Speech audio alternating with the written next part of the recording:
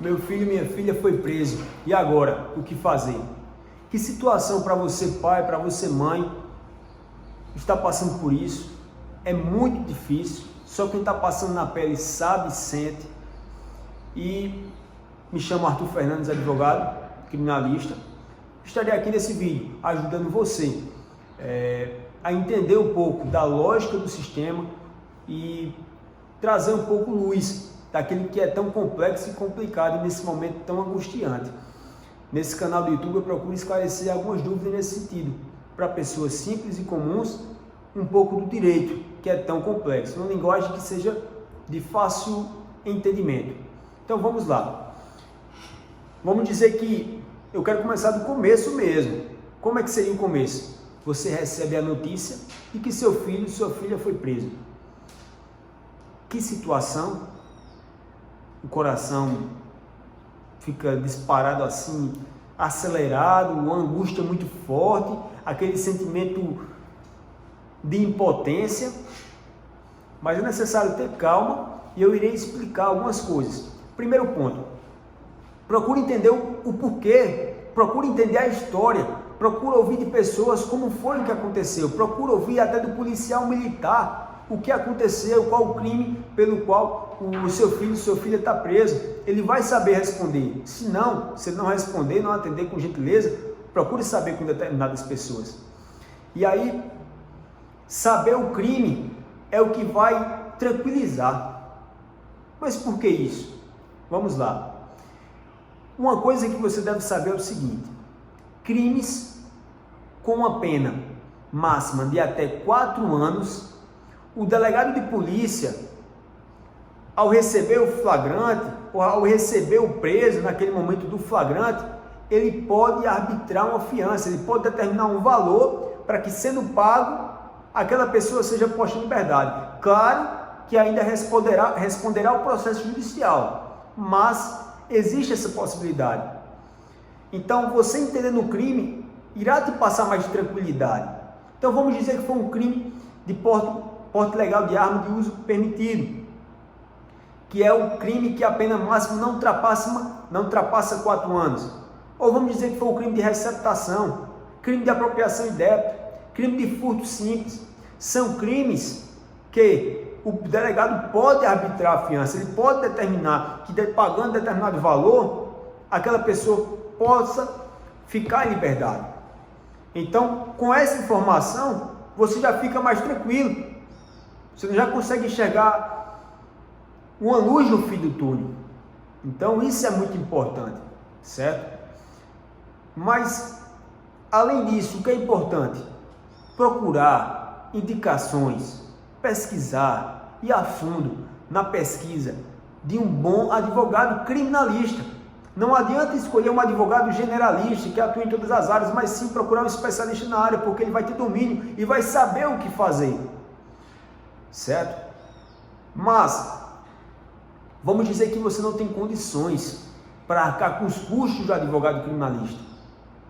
Então é necessário que você saiba algumas informações essenciais.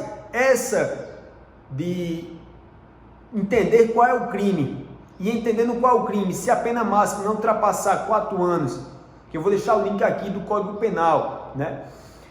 E se a pena máxima ultrapassar 4 anos, o delegado pode arbitrar a fiança, você pode ficar mais tranquilo, providenciar o dinheiro da fiança, pedir para pessoas emprestado, e aí, consequentemente, seu filho e sua filha será posta em liberdade. Mas vamos dizer que não tendo condições nem de pagar a fiança. Ou, vamos dizer que o crime ele ultrapassa, a pena máxima ela ultrapassa os 4 anos.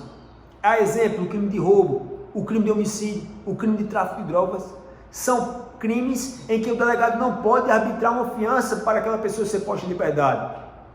Mas aí é o fim do mundo? Seu filho e sua filha será preso e ficará por tempo indeterminado? Não, tenha calma, ainda existe solução, ainda existe um caminho. Qual é o caminho então? Vamos lá. Naquele momento ali, daquela prisão em flagrante, seja um crime mais grave ou um crime em que você não tenha condições de pagar aquela fiança, saiba o seguinte: o preso ele deve e tem que passar por uma audiência de custódia, no prazo de 24 horas, perante um juiz, perante também o promotor de justiça, e com um defensor público assegurado para aquele preso ou aquela presa. Então, o que é que você deve providenciar, caso não tenha advogado? E se tiver, providenciar, otimizar o trabalho dele, já adiantar o trabalho dele, providenciando esses documentos. Qual é o documento? Vamos lá. Primeiro documento essencial, comprovante de residência. Você já tem noção o quanto de pessoas terminam por ficar presas preventivamente, depois de audiência de custódia, porque não tem um comprovante de residência juntado no processo. Pois, muitas das vezes o juiz fica inseguro. O magistrado ou magistrada que está atuando no caso fica inseguro, não sabe se aquela pessoa está oferecendo realmente o endereço correto. Quem garante ser um comprovante de residência? Quem garante que aquela pessoa de fato não irá fugir e nunca mais aparecerá na comarca? Com o comprovante de residência, o juiz fica mais assegurado. Providencie um comprovante de residência atualizado, ok? Além desse documento que é essencial, providencie a carteira de trabalho. Se já teve outras assinaturas, se está com a assinatura atual, providencie, certo? Quando eu falo providenciar, é tirar cópia desses documentos e vou chegar no ponto para quem deve ser enviado, mas vamos lá. Além de providenciar a carteira de trabalho com essas assinaturas, vocês podem providenciar o seguinte: ah, mas meu filho, minha filha, ela trabalha, mas não tem registro na carteira. Ora, nada impede aquela pessoa que emprega o seu filho e sua filha fazer uma declaração dizendo assim: eu, fulano de tal, portador do CPF tal, ou inscrito no CNPJ tal, tenho uma empresa na rua tal, emprego a pessoa tal, que desempenha a função de X, desempenha na função X, do horário tal, a hora tal, nos dias tais, comerciais, declaro isto para quem interessar ou para fins dos interesses da justiça. Colocar data, a cidade, o estado, uma linha, assina embaixo e vai no cartório e reconhece a firma daquele documento, reconhece a firma daquele documento. É barato fazer isso e faz com que aquele documento tenha uma fé pública, certo? Façam isso, é importante. Esses 3 documentos são essenciais.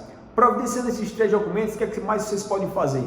Ora, se tem filhos menores e é uma mulher que está presa, não basta, vou ficar tranquilo, porque minha filha foi presa, tem filhos menores, ela vai ser solta. Não é bem assim. Ela tem filhos menores, mas tem que comprovar que tem filhos menores. Então, providencia a certidão de nascimento dos filhos menores, certo? Se for o pai que está preso, providencia a certidão de nascimento. Vamos dizer que ele não tem, ele que cuida das crianças. Ele é essencial para o cuidado do lar. Providencia esses documentos.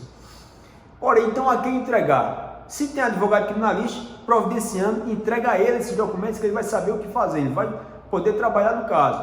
Além disso, não tendo advogado do caso, procure o defensor público que vai atuar naquele dia. Ora, então como descobrir quem será o defensor público que irá atuar no processo? Vá no fórum da cidade. Indo no fórum, procure saber o horário que será a custódia e o contato do defensor público de plantão ou o defensor público que está atuando ali naquela custódia e que irá atuar. Com isso, você irá providenciar esses documentos para ele, enviar para ele, seja por foto, seja por arquivo, via PDF, no e-mail, enfim. Essa comunicação, muitas das vezes, é difícil de acontecer, mas com esforço, correndo atrás, você consegue essa ponte entre o defensor público e você. E aí, as chances aumentam da liberdade. Então é isso que você primeiramente deve entender. Aconteceu a prisão, não é o fim do mundo, é um momento muito difícil, mas é necessário ter calma porque existe solução, certo? Outra coisa que eu vou deixar aqui, eu entrego a mais aqui para vocês essa informação. Cuidado com advogados que prometem prazo ou diz assim: eu vou tirar ele amanhã. Não, aqui ele vai ficar na custódia, mas em uma semana eu tiro. Você quer muito ouvir isso, você quer, mas na prática não acredita em pessoas profissionais que garantem estes prazos, porque não dependem dele. O que depende do advogado é o trabalho, é a vontade de vencer, é a força e a vontade e o trabalho desempenhado. Vou protocolar sempre que for um trabalho para mim fazer, eu vou fazer o mais rápido possível. Isso sim é garantido. Resultado não se tem como garantir. Então, pessoal, cuidado com esses profissionais que prometem tais datas, tais prazos, ou falam aquilo que você quer ouvir, mas falam aquilo que você precisa ouvir, que é o seguinte: nós vamos garantir o trabalho bem desempenhado. Ah, e como é que eu vou entender esse trabalho? Então converse com ele, procure entender a estratégia do caso. Normalmente eu explico para os meus clientes assim: ora, vou fazer a custódia, mas pode dar certo e pode não dar certo, não tenho como saber, eu vou fazer o meu melhor. Se não der certo, tenha calma, eu vou estudar o caso, eu vou ver qual juiz que vai ficar com o caso dele, e a depender do juiz eu vou fazer um pedido de revogação dessa prisão preventiva para o juiz competente. Ou, se eu ver que o juiz já é uma linha mais rígida, eu vou entrar com habeas corpus com os desembargadores, que estão acima do juiz, certo? Que fica normalmente na capital do estado. E esse habeas corpus a gente pode conseguir um resultado. Se for negado, aí você já começa a perguntar as estratégias. Certo, doutor, mas se for negado? Aí ele vai informar. Se for negado, a gente vai entrar com outro habeas corpus no Superior Tribunal de Justiça, que as nossas chances podem aumentar em busca do resultado. Então, é isso que você deve buscar de um advogado criminalista. Primeiro ponto é observar se ele realmente é advogado criminalista. Procure pesquisar o nome dele completo no Google. Na verdade, no site Juiz Brasil, o escavador, que vai aparecer a lista de quantidade de processos que ele tem, que ele atua. Não é estimativa certa, exata, mas é uma estimativa. E, além disso, você é uma autoridade naquela área e procure entender estratégias. Aí você vai observar se ele vai ter domínio ou não nessas estratégias, na fala dele. Então, espero ter ajudado. Curte aqui, comenta e compartilha com aquelas pessoas que você sabe que precisa dessa informação. Deus abençoe a vida de cada um de vocês.